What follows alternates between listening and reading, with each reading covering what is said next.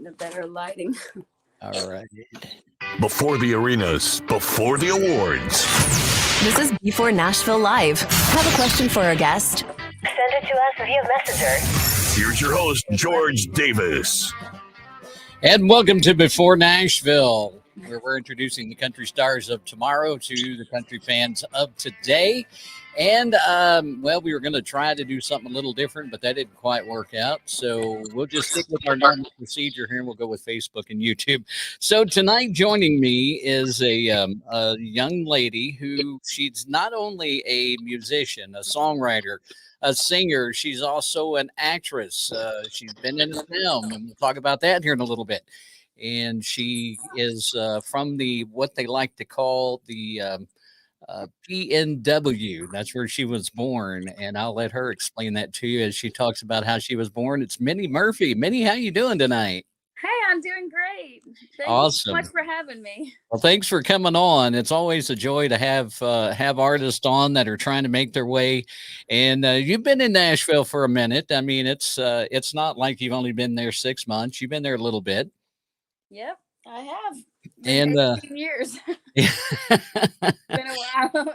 It has been a while. So tell me a little bit about the beginnings of Minnie Murphy. Where'd you grow up? How'd you get into music and things like that? And then we'll progress on to getting into Nashville and a few other things, little family background we'll talk about later on as well. So I hear the little one. Better stop home. That's all right. Yeah, so I grew up in Bellingham, Washington, which is north of Seattle. It's actually closer to Vancouver than Seattle, but right on the water. And my dad plays guitar, and my mom plays piano, and that's how they made their living, is playing all the bars and honky tonks and in Bellingham, and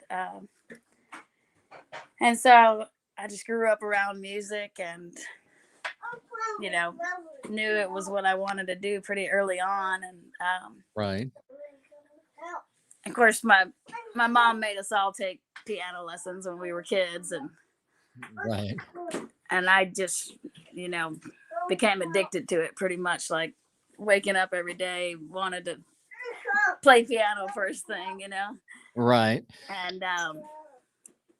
and I just started writing songs probably when I was, I guess, 13 or something like that. Like once I figured out enough theory, and I learned enough about chords and how to play with both hands and stuff. Right. I started writing, and so in high school I started coming to Nashville and with my dad and working with Nashville songwriters, and we got together like 5 songs and made a demo and shopped it around, and I got a deal with Sony when I was a senior in high school. Right. And they flew out to our house in Bellingham. I sang for one of the A&R guys there, and they liked it. So we got a deal and moved here to Nashville, and that was kind of the beginning of my school of the music business. That deal, like shortly after Sony and RCA merged, and I wasn't able to put out my music, but it was a great learning opportunity, and got to meet a lot of people and collaborate, and I just kept working and playing around town, and then had another deal where the same kind of thing happened, and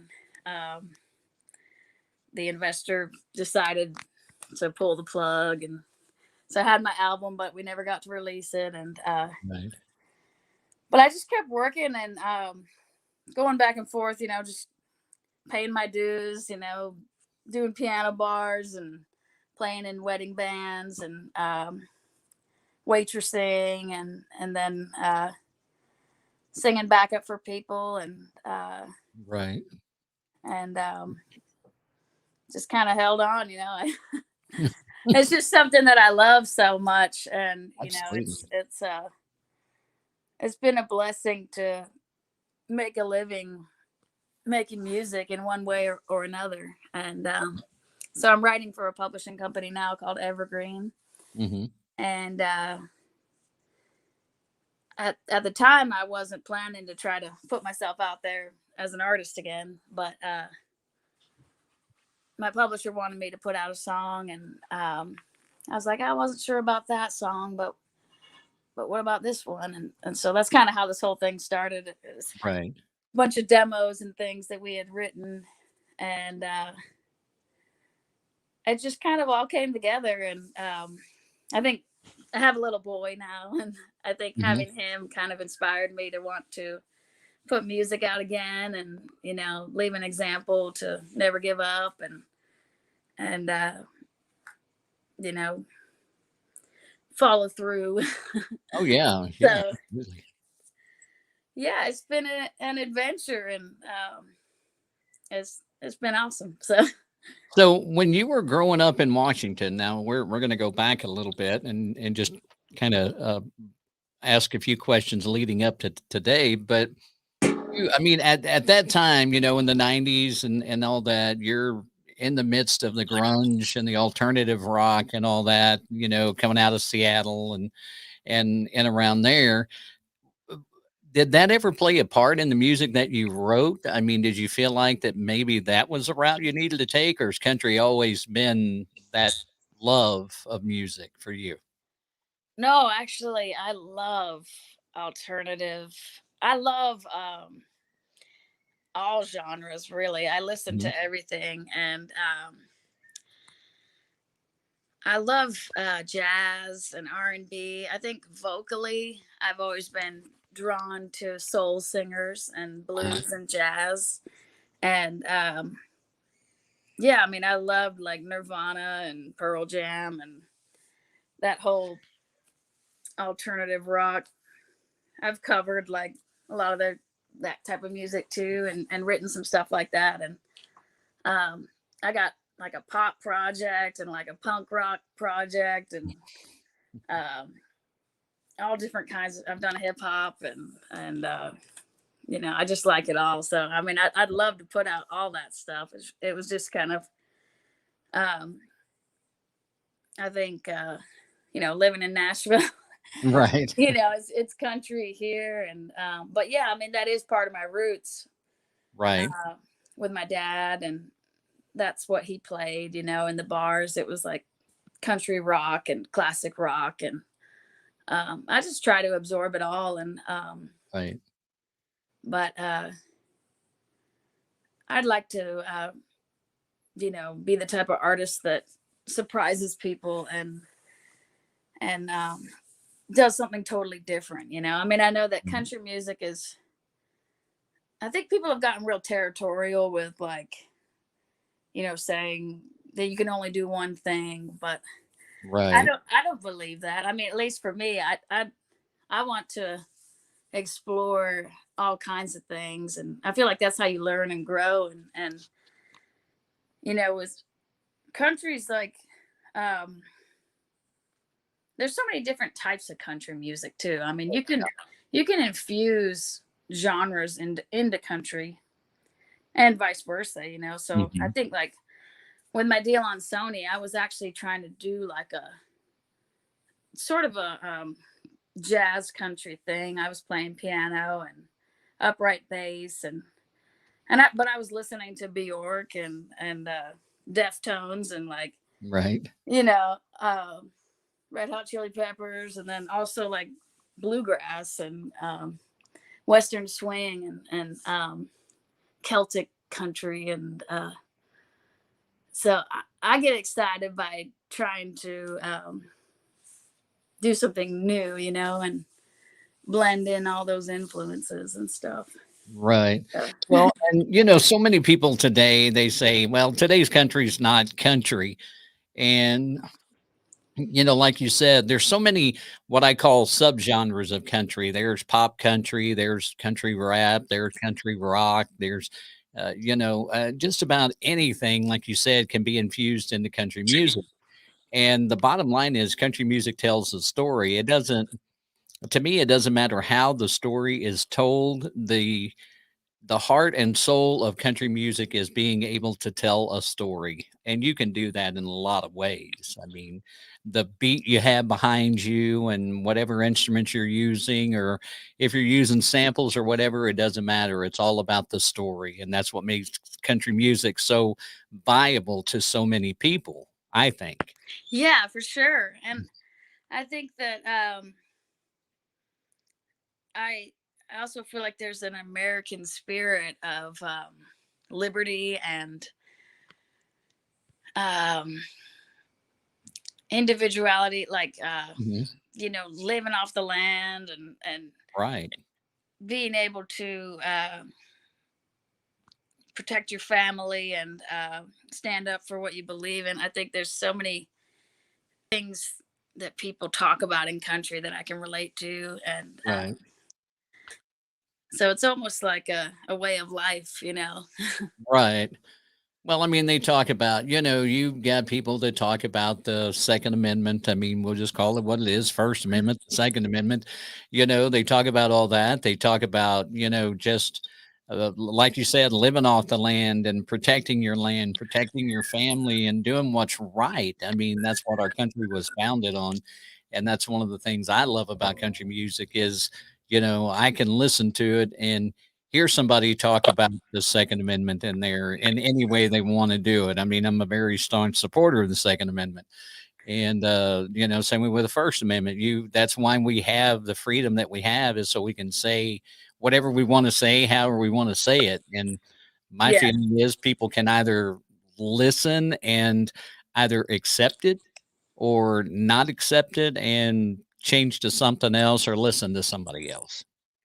Yeah, I Mm. mean, I'm proud to be supporting constitutional rights, and don't tread on me, and Right. I love all that kind of um rebel spirit of independence and liberty of the individual, and Right.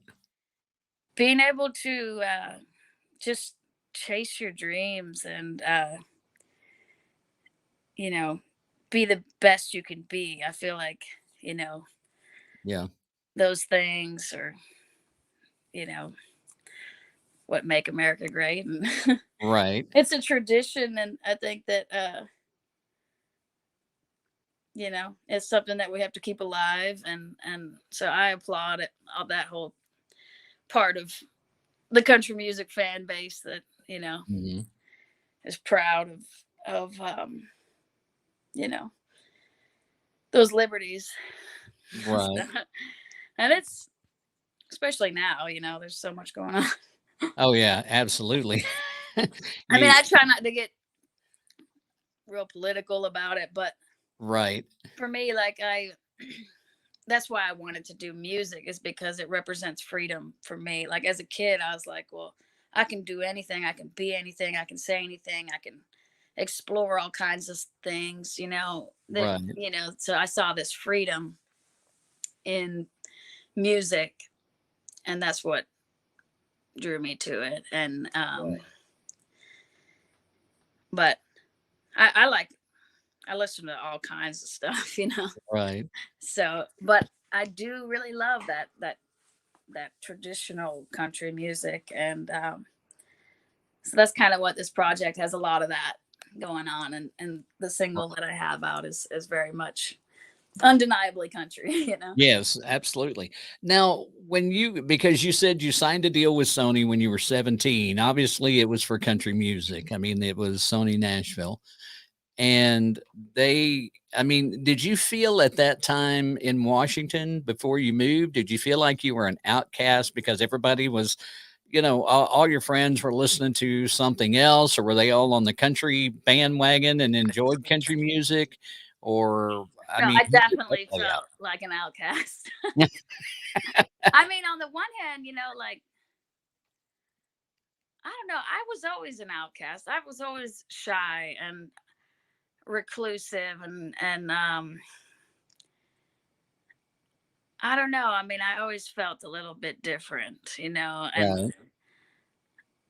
but yeah, it wasn't really like the cool thing to do.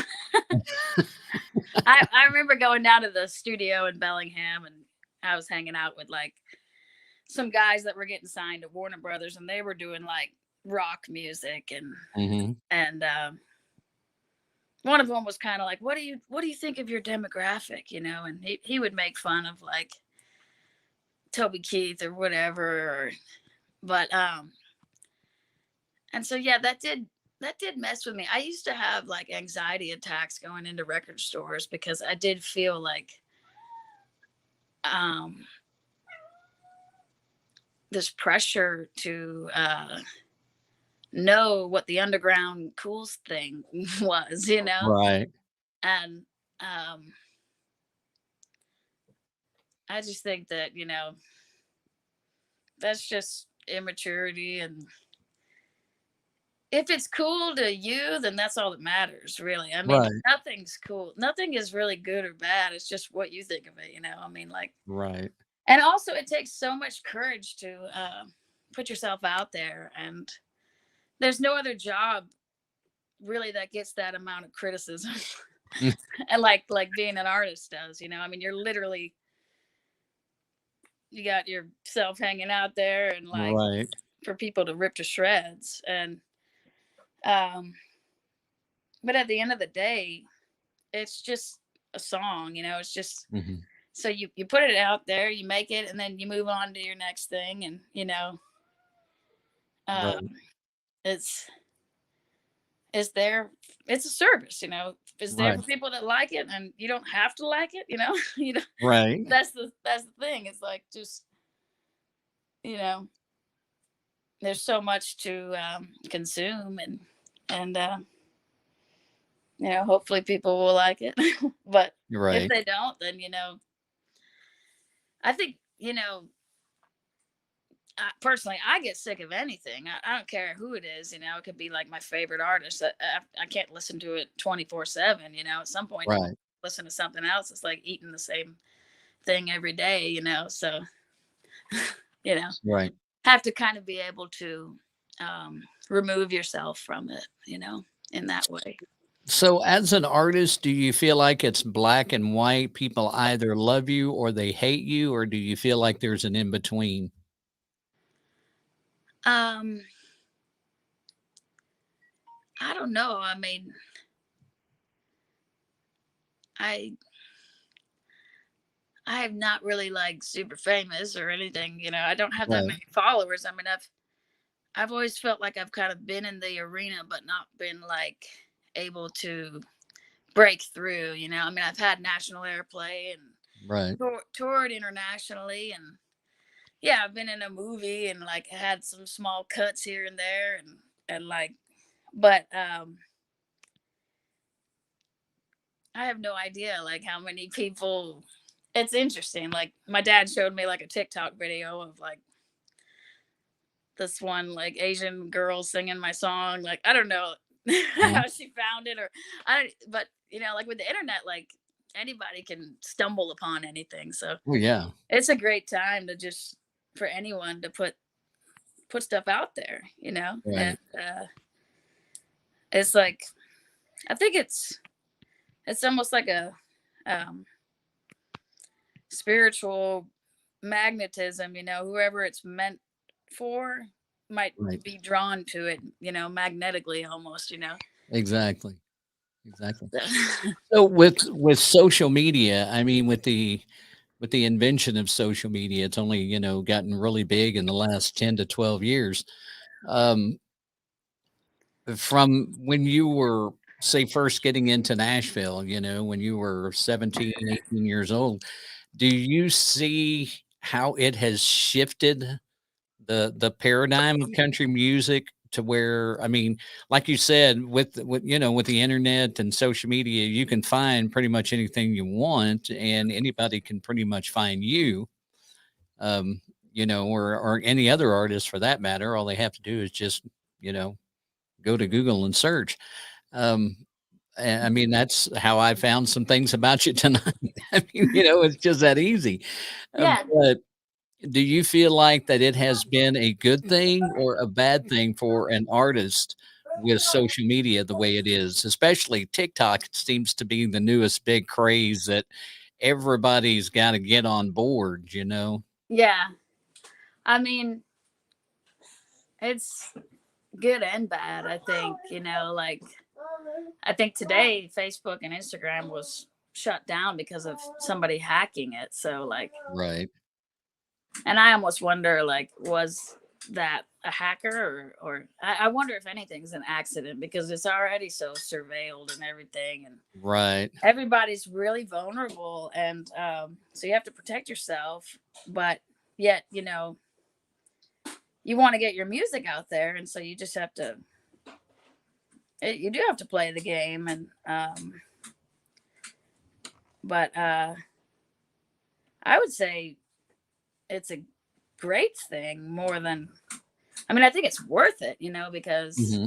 there's so much you can do yourself, Right. you can be in control of how you connect with people. I think, like being able to talk to, I mean, it's amazing how you can reach out to your favorite artists and just whoever it may be, and they might actually get back to you. I mean, Right. I remember, like, yeah, it was like MySpace was really popular when Hmm. I first came to Nashville, and so I wrote the lead singer of the rock band Filter, Uh-huh. Richard Patrick, and he wrote me back, and I was just like, I Right. printed it off and I like taped it on my wall, and I was like, I can't believe like he wrote me back, and he was like, yeah, I love your music too, and like, so it's pretty cool how, like, those worlds can collide, like just like a regular person and then like somebody who's got like a million or gazillion followers. Right. But it's a lot of work, and I don't like to be on the internet all the time, and Right. uh having to think about like the algorithms, and I don't know, it's kind of over my head in a lot of ways. I'm not really a natural at it, I would say. Right. Well, that's kind of like me. I'm not a natural at this whole, social media thing. And my wife does a lot of work on social media, so she kind of helps me out.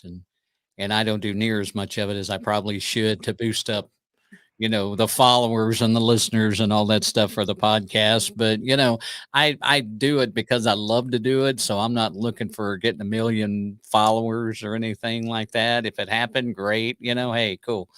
Yeah. But it's not like as soon as it happens, I'm going to jump on TikTok and go, "Oh my gosh, we reached 1 million followers today." Like, okay, I wait, know. you Yeah, know? I kind of felt these weird feelings like coming out again with music and like Mhm.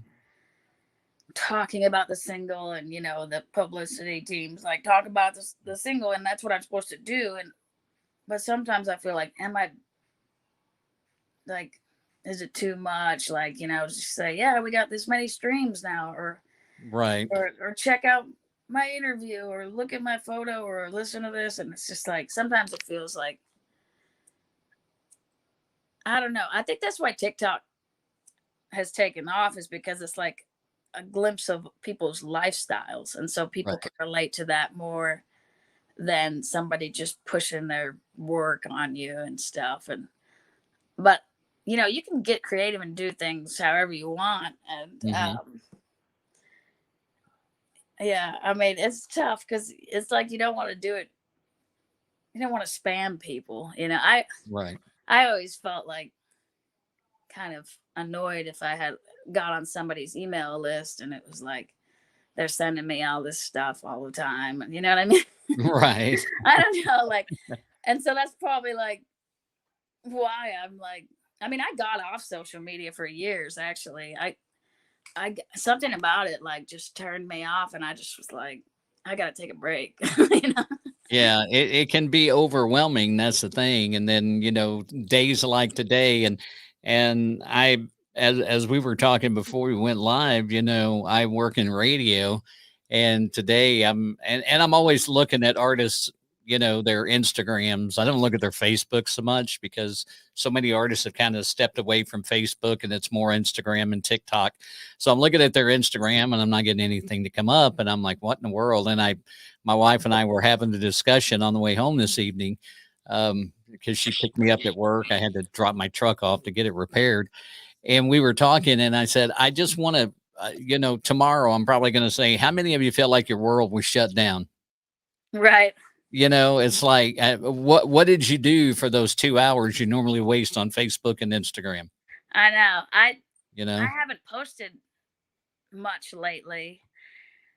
But I went over to my mom's and she was listening to Lyle Lovett, and so I started playing the piano to it, and it was that song, Mm-hmm.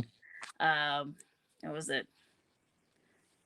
No, you're not from Texas, but Texas wants you anyway, and that's right, you're not from Texas. So I was like, oh man, that piano solo was so cool. I'm gonna see if I can play that. And hey, Mom, film me real quick. And I was like, I made a little video. I filtered it in black and white, and I took a picture of my son sitting at the piano, and I tried to upload it.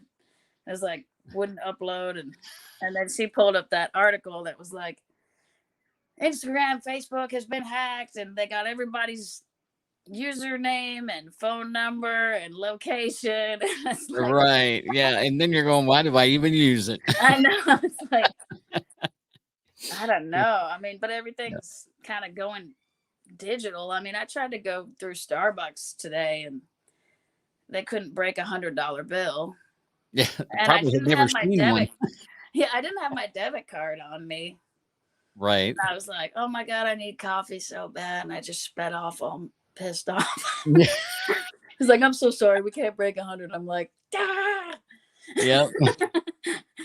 So like, it's kind of freaky to think about, like everything just being digital and being able to just be shut down. Like, right. I don't know.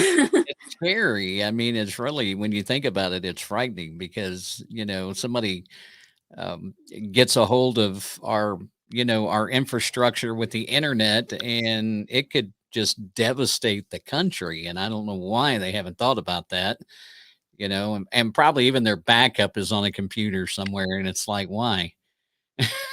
Yeah. I mean, I always I think that's why I like that older school country, because it reminds me of that time of tangibility. And oh yeah, whether it's a CD even, or like a vinyl record, or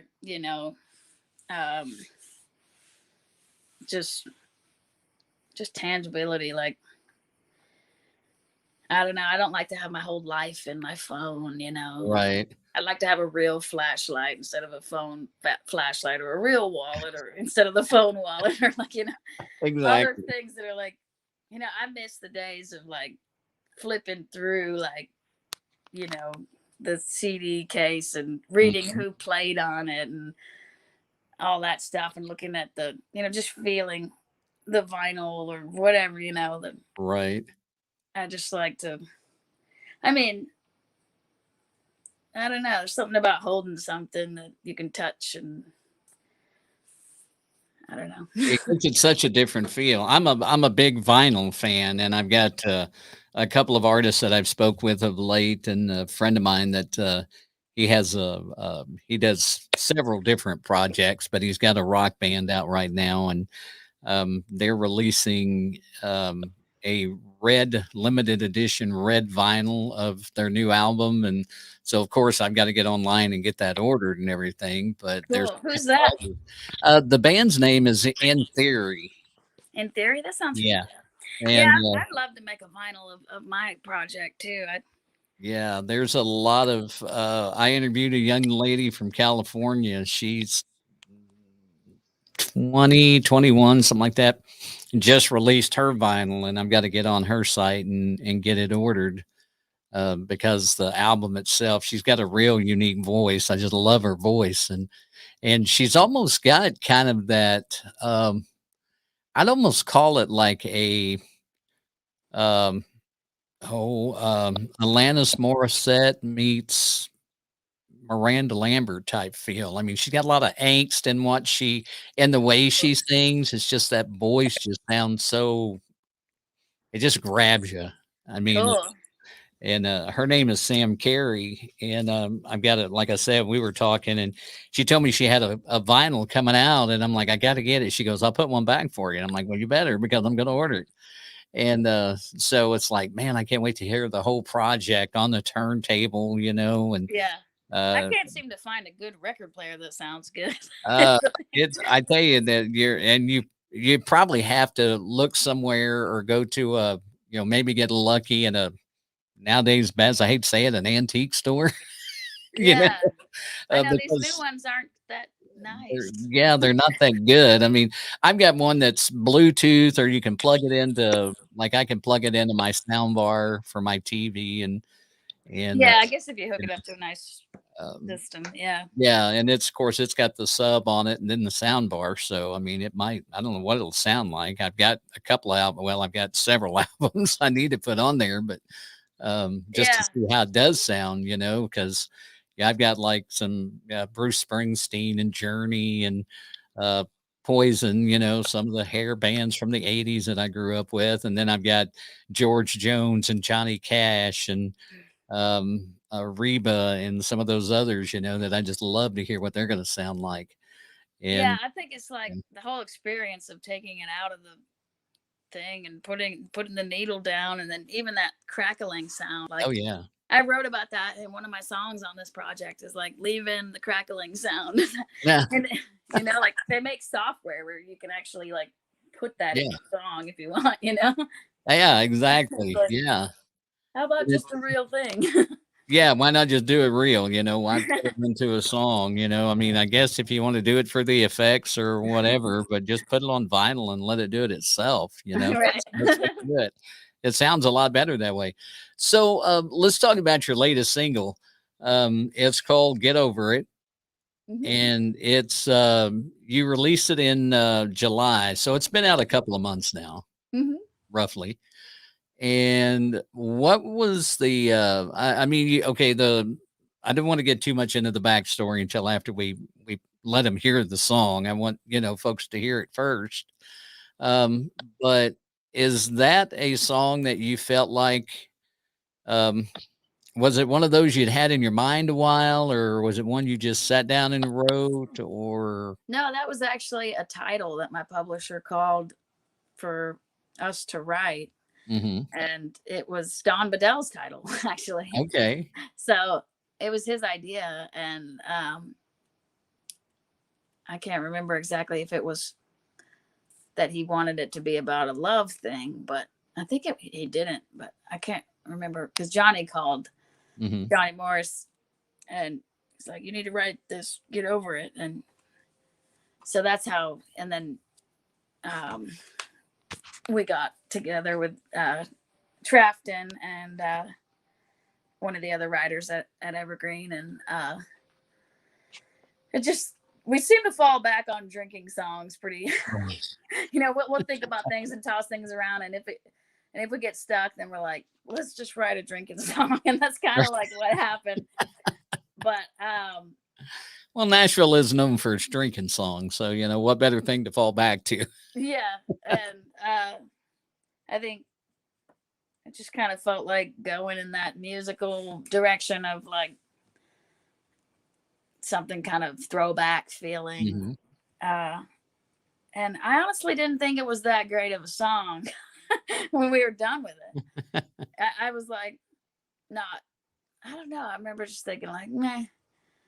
But then like John Conley did the demo, and I just loved the track that he did. Right. And I found myself like listening to it every morning and pushing my boy in the stroller and just kind of like sitting out on the deck. And I don't know, I just had this vibe that I was like Right. wanting to grow more of that. I wanted to put,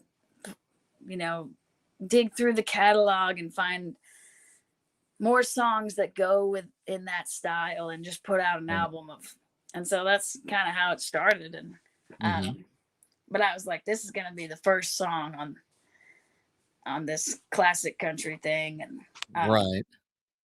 just that opening riff, and it just kind of like, it feels like, I don't know.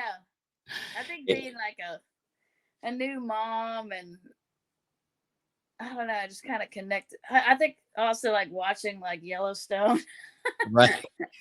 and like thinking about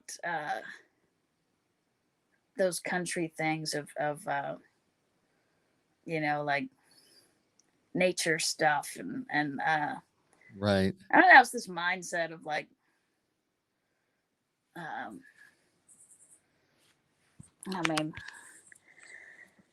well, like stuff like just I don't know, like these mallard ducks and this like blanket of the deer and this wolf blanket. It was like this whole vibe of like country, you know, woodsy Right. kind of thing. And that, even though that song's about like drinking whiskey, and I think it tied into this sort of persona that I was feeling of just like dive bar, like familiar friend that, you know, like, yeah, you're heartbroken, but it's not the first heartbreak, you know, and there's sort of a charm to it of just like, you know, when you go to the corner bar and you smoke a cigarette and have a beer with, start talking to the veteran next to you or something. I don't know. And it's like, you know, that they've probably lived a hard life, but you don't really get too deep into it, but you just kind of, you're both drinking and chatting and just, you know, getting through life, you know. I don't know, that kind of country. And it's kind of like a throwback to simpler times. You know, you don't have all the stress of today when you listen to the song. It's very relaxed. And so we'll let them hear it real quick. This is called Get Over It. It's Minnie Murphy, and she is on Before Nashville, which is proudly sponsored by Go-Go Tuners. They are the go-to tuner for professional and amateur musicians alike, and great tuners. If you want to check them out, go to gogotuners.com and tell them I sent you. We're trying to work out some deals with them right now on a little bit of a, you know, little code you could put in. So we get that. We'll start telling you about that as well. But go check them out. Here's Minnie Murphy. This is called Get Over It on Before Nashville, where we're introducing the country stars of tomorrow to the country fans of today.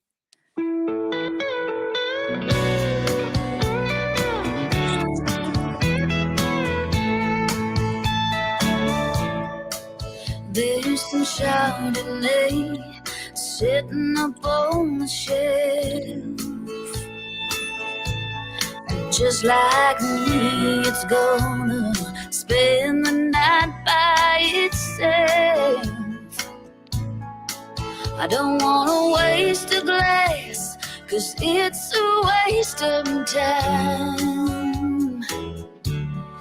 It ain't strong enough to drown a love that's died.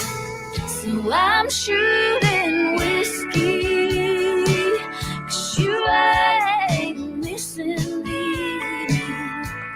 Saying goodbye fell off your tongue, and you gave up on us. Tomorrow won't change a damn thing, and I'll have nothing to show for it. But it's the only way I know to get over it.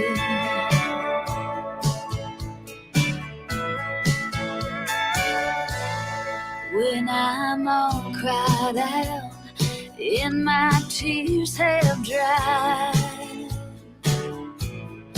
but my heavy heart's too much to set aside. And the sleepless sober nights have gone on too long. Well, I'd do anything to feel nothing at all. So I'm shooting whiskey, 'cause you ain't missing me. goodbye fell off your tongue and you gave up on us. Tomorrow won't change a damn thing, and I'll have nothing to show for it. But it's the only way I know to get over it. Ooh, I'm pouring on the pain, 'cause you ain't coming back again. So I'm shooting whiskey, 'cause you ain't missing me. Since goodbye fell off your tongue and you gave up on us. Well, tomorrow won't change a damn thing, and I'll have nothing to show for it. But it's the only way I know to get over it. Yeah, tomorrow won't change a damn thing, and I'll have nothing to show for it. But it's the only way I know to get over it.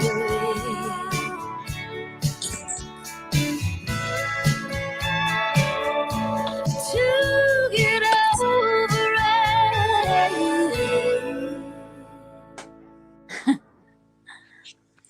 That's Minnie Murphy. Get over them before Nashville. We're introduce the country stars of tomorrow to the country fans of today. Listen to the crowd go wild. She's even got her manager back there with her. Hey, what's up, buddy? This is my boss.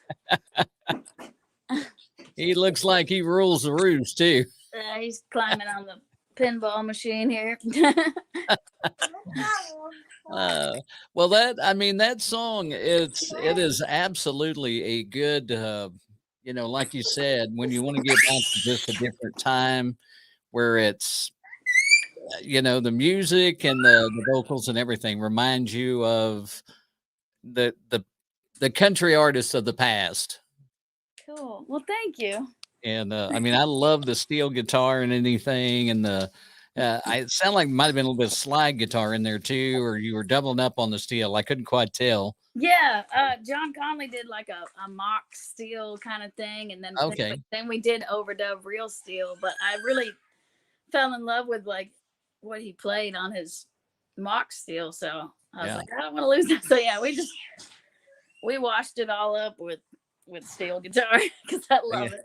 It sounds really good, and the lyrics, like you said, it's just about you got to get over it, and best way to do it is just start shooting whiskey, go from wine to whiskey, and that makes everything better. Yeah, it is about like instant gratification, and like that you're not being smart and you're going to pay for it later, but in that moment, that's all how to deal with it, and like, right. But yeah, we weren't trying to get too clever. There's like definitely a trend in Nashville of being like really clever with your lyrics and all these play on words and double entendres, and how can we flip the angles of this saying, and right. I think like and which is really awesome, and I appreciate all that, but like I also just like have been in this trying to keep things simple thing, right? Even though, as you can see, my house is not got a bunch of stuff I've been cleaning tonight, but I'm trying to simplify. I think like it's good to keep it simple, and simpler times right appeal to me right now. Yeah, it's one of those things, like you're talking about the way that Nashville writes now and the music coming out of Nashville, and it just sounds so complicated. Why I hear some artists say, well, it took me 15 minutes to write that song. And then I've heard other artists say it took me 3 days to write that song. And if it takes you that long, I mean, and sometimes longer, is that a good thing? Is it a bad thing? I don't Yeah. know. But to me, I would rather be with the 10 to 15 minutes. And if it comes out sounding the way I want it, then I'm good, Yeah. Um, Those are I always enjoy when it goes like that. But yeah. Not that songs normally take 10 to 15 minutes. I mean, I know they take longer than that, but yeah, I mean, I feel you like can write a good song quick comparatively. when that happens, it's almost like you're in a portal, from the heavens, and it's like Right. it's being imparted to you, and you're just like copying it down. Like, and it just Right. goes down. It's like, but you definitely have to work on it. And I think like that's always good to revisit lyrics and really think about like, you know, I know Leonard Cohen like would spend years on songs, and I guess it just depends on the song. But yeah, I mean, Right. I think there's room for like everything, like there's going to be songs where you just say a couple lines over and over again, and it's just like, I mean, how many big hits are like that one, if it's meant to be, it'll Yep. be, it'll be, baby, just let it be. I couldn't believe Yep. when that song came out. I was like, but people loved it, and I was like, wow, okay, I think I'm thinking too hard or something. All right. But then like, it's okay to think too hard too, because like I also love all those, like you said, the stories, and I mean, Mhm. when people get really detailed in country music, and down to these specific visual things that, Oh yeah. 75 Johnson electric choke or whatever, and it's like that like Right. whatever, and like stuff like that, and Right. like you have to know what you're talking about, and you didn't just say a car or a boat or whatever. You actually talked about the chrome and the Right. Right. Yeah. sitting on whatever kind of tires you. Yeah. Dear old Johnny Cash and One Piece at a Time, I think is the one you're talking about, where he's talking about working in a factory and they're taking all these parts and, building their own car, so to speak. Oh, I was talking about the Alan Jackson Drive song. Oh, okay. Okay. But I'll have to check that one out too. Yeah. Yeah. Check out One Piece at a Time, Johnny Cash. That's a good Okay. song. Yeah, I And love Johnny Cash. yeah, he does that a lot too. Um, but it's I mean, you're right. It would almost have to be. I mean, I guess I'm not a songwriter, so I can't say I know what you're talking about, but I understand where you're coming from with it, about it being almost like a religious experience where it just kind of is just imparted to you, and you write it down and you go with it, and then other days you get stuck on something and you have to walk away, and then you come back to it and you still are stuck, I mean, Yeah. I've got a friend that writes songs that said, he's talking about one song he wrote, said, I've had this song for a year and I could just never get it finished, and Yeah. then something happened where he went back to that song, and something happened in his life and he starts to write again, and boom, next thing you know, he's got a single out, Yeah, that's so cool. so it's really difficult. Now, there's a part of the show that I do that I kind of make a little fun. I mean, I kind of find out some stuff that maybe people don't know about you, and so we're gonna move forward onto that real quick, okay? Okay.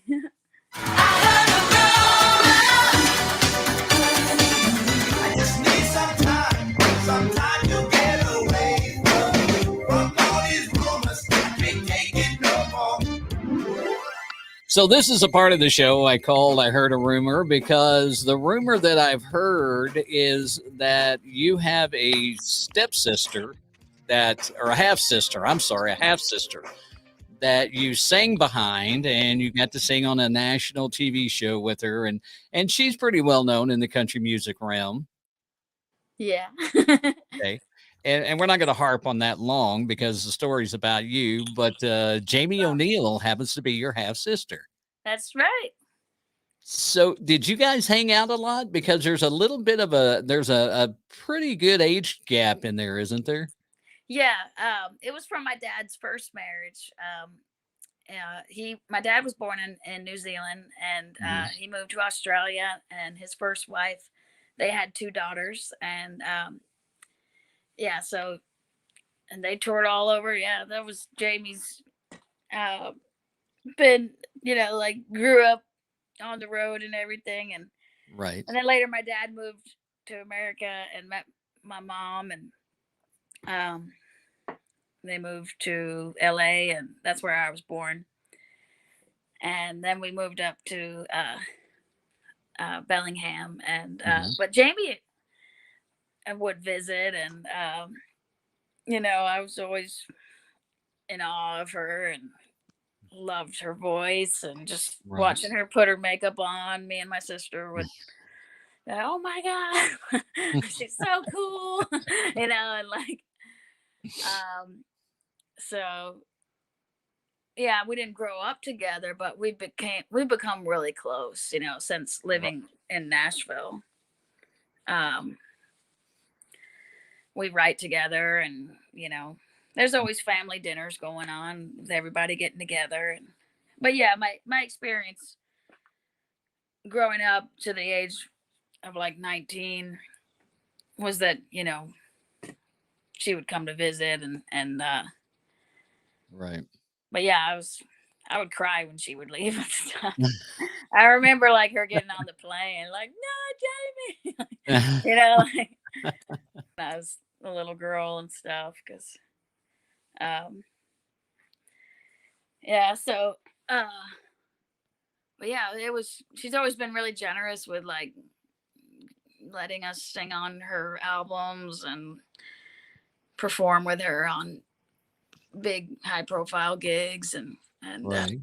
so she could have hired anybody, but she's Right. always been really inclusive with the family, and always been a great role model and sister and friend, and great mother, and so Right. And that's really awesome. I mean, because you've got somebody that, I mean, I could see some of the things that she had gone through, and when you started getting into music, if you guys sat down and had a conversation, about that, and she would kind of give you some of the ins and outs and the what to watch out fors and that kind of thing, growing up, because a lot of artists don't get that. I mean, you don't know who the wolves in sheep's clothing are, so to speak. I mean, you really got to watch out sometimes. yeah, I mean, we didn't talk really. um she wasn't giving me really advice. Hmm. I I don't know. I mean, it's just always kind of been about the music, and I mean, she said things like, you dance with the devil or you stay in your seat, Hmm. but and that it was hard to like put yourself out in the world, but that's just like a symbolic saying, I don't. Right. I mean, you could get into. I haven't made it to that level. I mean, I know people get like see some weird stuff, Right. but I think, like she's had weird fans like write her letters and stuff that she never met that swore that they were together, and Right. like there's been stuff like that you see like when somebody's in the limelight, like wow, Right. but I didn't think I ever sent that letter, but I guess I did. No, I'm only kidding. but yeah, I mean, like I've gotten to see her go through different record deals, and Hmm. uh she's done so many incredible things, and Oh yeah. uh been to made a lot of celebrity friends and all that, and, which is cool. But she keeps it about the music, and I guess there's politics, that you have to keep in mind, but Right. um, I don't know because I haven't really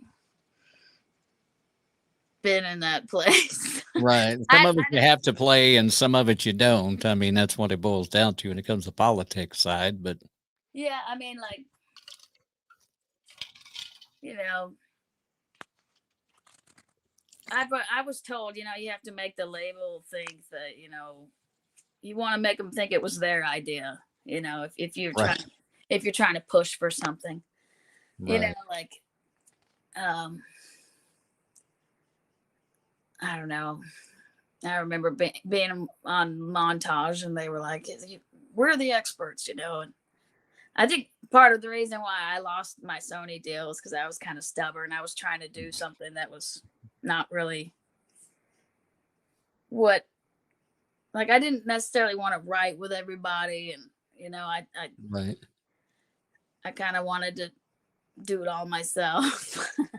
right, But this is a collaboration town, and now I love it. I feel like whatever the magic of Nashville is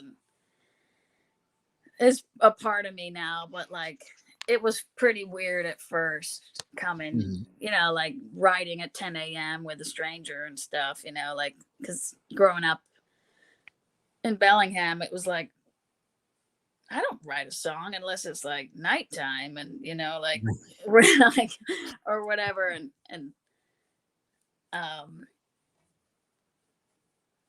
I don't know. So there's there's a thing about Nashville that you learn, and right, um for better or for worse, I think sometimes I want to get mm, back to like feeling less knowledge about that, but then sometimes I feel like I don't know anything, and it is kind of cultish, and there's groups and cliques, and I don't know, it changes, I mean, right, be all about the guys, or and or it's all about this now, or now, like, but those subgenres, and I just I just want to be myself. That's what I've right, learned. I feel like there were times when I was creating a character and almost like singing in an accent that, or like right, I just I just want to be real. I mean, people have told me lie about your age, and and don't say that you were born in LA, because then they're gonna think you're privileged, or be like Dolly Parton, or or don't get fat, or whatever. It's like, right. um, It's so funny don't you have say kids. that. Because today I was reading an article about George Strait, and he was receiving an award in Oklahoma, I believe it was. Very hush hush type of thing. I mean, it wasn't like a CMA, it wasn't even a music related award. It was an award that he won for promoting the country western lifestyle, you Cool. know. And George was raised on a ranch, and he kept that going, and he's got his ranch today. But one of the first things that the and I'm not going to mention the label's name, even though 99.9% of people know what label George Strait is on. And it hasn't changed in 50 years, however long he's been with them. I don't even Um, think I know that. yeah. Um, yeah, I would say it hasn't changed in 61 or 62 number one songs. How's that? But one of the first things they told him was lose the cowboy hat. Oh yeah. Then the second thing was they wanted him to change his name. Wow. And could you imagine what life would be like without George Strait and him wearing a cowboy hat? I mean, it just would. Yeah. A lot of folks who would just cease to exist. But that I was had this actually a one story that he manager, like, told. I had this one guy that was almost my manager write this fake bio that was like, Minnie grew up and singing in the Baptist church choir, and like, I don't know, he like concocted this whole story, and I was just like, oh my God, no. I'm not Yeah, gonna, I don't know, it was weird. Like, yeah. everybody thinks they know what will work based upon what might have worked for somebody else. And Mhm. there's a lot of fear, and I think like, fear is the worst thing to feel when you're supposed to be brave and fearless and different and Right. courageous and authentic, and like, you know, those are the empowering things. But um, there's a lot of money at stake, and it's easy to fall into that. But it's gambling, it's like, Oh, yeah. but you know, I think the artist needs to feel that they're like, the momentum won't be there if the artist isn't, you know, feeling it. Right. Exactly. And for you to, I mean, for somebody to make you to be something that you're not, the hard part about that is you you lose sight of who you really are at some point, Yeah. or well, it's like I've heard an old, I read or heard this, I don't want to call it an old saying, but basically you have to lie, because as it goes on, you have to tell more lies to cover the lie you just told. So if somebody exaggerates, we'll call it that, but you know, Mhm. somebody exaggerates a little bit on something, then further down the line, it's finally going to catch up to you, Yeah. you know. You'll run across somebody, say, like your person that wrote this bio, grew up in the Baptist church, and if they said in Bellingham, Washington, well, there's only one Baptist church, you run across with somebody and say, well, how's old Pastor Dave doing? You're going, Yeah. I I mean, don't I'm know. not knocking any Baptist church, but I just didn't Right, sing in a Baptist church choir. right, He had, I don't know. It was right. weird. I can't remember everything else that he said, but it was, But it's like the whole thing will come back to haunt you, and yeah, then you gotta cover it up, and then, all of a sudden, and it doesn't reflect bad on the person that wrote the bio, it reflects bad on the person that the bio's about, exactly. Yeah. because all of a sudden people realize, well, she didn't grow up in a Baptist church in Bellingham, because there's only one, and she didn't know who it was. It Yeah. was the pastor, things like that. Just little things, but the little things can get big. So I mean, But then on the other hand, like, if the world is a stage and people just want to be entertained, like right, Bob Dylan lied apparently about everything, and he made up right, these really funny stories, and he was charismatic, and it was just like a bunch of bullshit, but it was like, you know exactly. interesting, and like, you know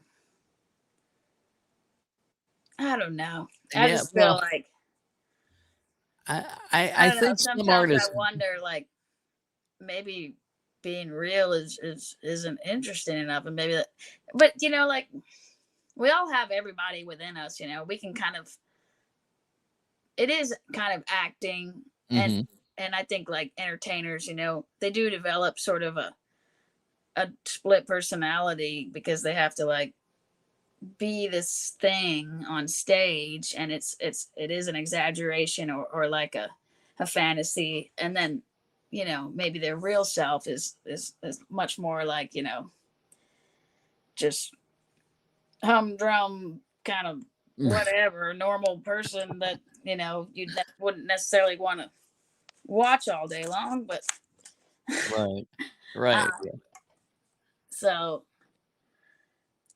Yeah, Yeah, well, it's my life consists of going to work, coming home, eating dinner, maybe watching some TV, going to bed, getting up the next morning, going to work. And I mean, but I don't tell people, well, I get up at 6 o'clock, I go work out for 3 hours, and then I'm off to the office where and make cut deals all day long.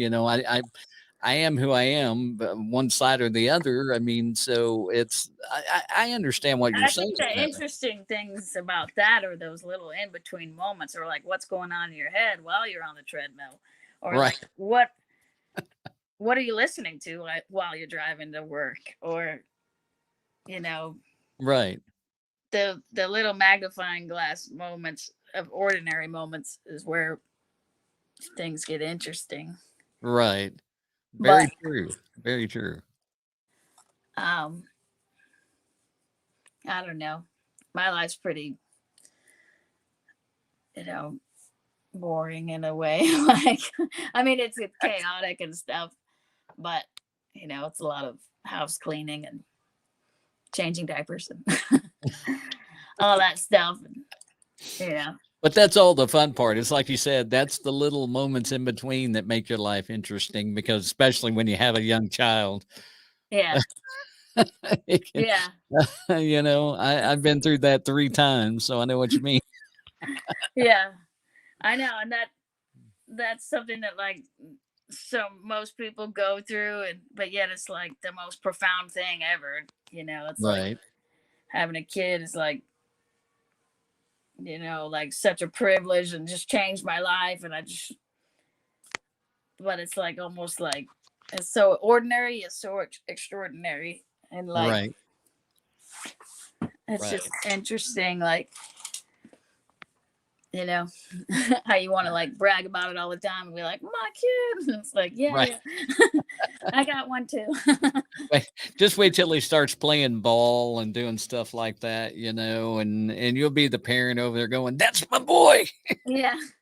I mean, that's all my Instagram is pretty much. And I know I'm supposed to be doing the artist thing, but I'm just like Hey, trying to make it all about my boy. it's all about, to me, it's your life is your life. If it's, I mean, your entire life is interesting as an artist, because like you say, those little moments, like, read an article about an artist the other day, and she was talking about her daughters and how they always want to hear mom's song, or they'll hear it on the radio. Oh, that's mom singing, mom sing, that kind of thing. Yeah. But you can keep those moments to yourself, or you can share them, and it kind of gives. I like to get more of an insight into the everyday artist, as opposed to, I mean, I know, okay, you go into a room, you're with 3, 4, other people, 2 to, however many you're writing with, you're sitting down, you're writing a song, you got a melody in your head, or you played it out on a guitar, how all that stuff works. But it's all that thing outside, that to me, that's how fans are made, when they know not everything, you don't want to give them too much, but you want to give them enough that they go, I can, kind of that relatability is what it boils down to, Yeah. and that, to me, that makes the fans so much more appreciative of what you do, because they can look inside your very small window, because you don't want to make it a picture window. You want it to be a very small window, but they can still see inside. And I think that's one of the biggest things about it that carries over and just makes an artist, that much more likable and that much more entertaining, you know. Yeah. But so they can find, you've got your website, minniemurphymusic.com, and that's got your story. It's got all your Instagram or your social media. Musically, the Get Over It is out on, it's on all the streaming platforms. Yes, it is. So you can go check it out on Apple iTunes, Spotify, Pandora, all that good stuff. And the new, anything new coming down the pipe in the next 6 months or so? Yeah. Well, I've just finished a Spanish version of Get Over It. Okay. So I'm excited about putting that out and more singles off of the project and the whole EP. It's 7 songs. It's called Evergreen, and gonna put out a Christmas song and Cool. got some performances coming up and just yeah, there'll be lots of surprises and cool stuff. So stay tuned.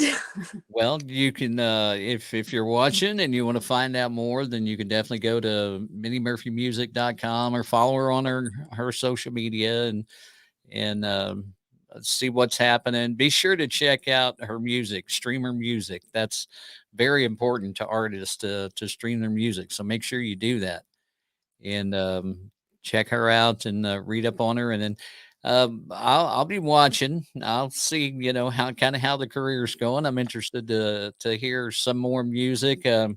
I don't know any Spanish, so if I listen to the Spanish version, I'll have to have one in one ear and one in the other. Well, the whiskey is the same word. So, and then there's adios, which I'm sure you know what that means. So it's right. I think between those two things, you kind of know what it's about. Okay, you can kind of figure it out. And yeah, goodbye. You said goodbye, and I'm drinking whiskey. Yep. That's all you need to know. That sums it up right there. But yeah, it took several times to get that version. Actually, I still need to tweak a few things because I wanted to roll my R's on everything. And superarlo is get over it in Spanish. So I didn't know that. Now I do. So I know that I can't roll my R's though. So. Well, I'm really not supposed to roll the R apparently too much. It's supposed to be like a D, superardo, but it's hard to do. It's like a soft D. I don't know. It's interesting, but it's a beautiful language. It kind of changes the whole song, and and I love being able to reach new people. And I also want to remix it into like a pop dance version too, like and that could be interesting. Make it like a with that Spanish remix. I think that could be really cool. Like looping that steel guitar and yeah. I mean, you never know. Like I just feel like have fun and explore. Right. Play around with it. I mean, that's always the fun part. You play with it and you get somebody that kind of can grasp the vision that you have for it and can turn it into that vision. That's always neat. Yeah. So, well, and again, I just, thanks for coming on, and I've enjoyed sitting and chatting with you tonight. It's been a lot of fun. MinnieMurphyMusic.com. Don't ask me to say that 10 times fast because I'm going to butcher it. But you can go find her at her website. You can also find her on social media, plus stream the music as well. And coming up on Thursday night, we'll be back with you here on Before Nashville. And until then, we will see you on Before Nashville. Thank you so much. Thank you, Minnie. Have a good night. You too. Bye.